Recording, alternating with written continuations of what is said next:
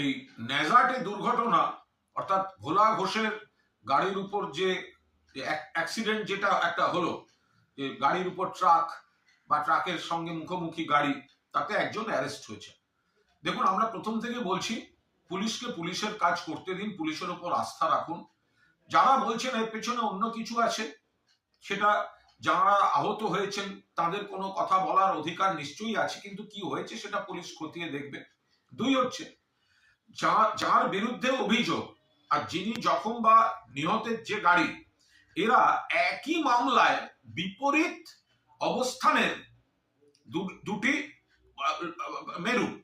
তো ফলে একে অপরের বিরুদ্ধে অভিযোগ তো উঠতেই পারে। এবার এটা দুর্ঘটনা না অন্য কিছু আছে, এটা পুলিশের উপর, এটার সঙ্গে রাজনীতির সম্পর্ক নেই। পুলিশ একজনকে গ্রেফতার করেছে, তো পুলিশ জিজ্ঞাসাবাদ চালাচ্ছে, পুলিশ কাজ করছে। দয়া করে পুলিশের উপর আস্থা রাখুন এবং যারা যা অভিযোগ করেছেন তার প্রত্যেকটা বিষয় পুলিশ খতিয়ে দেখছে।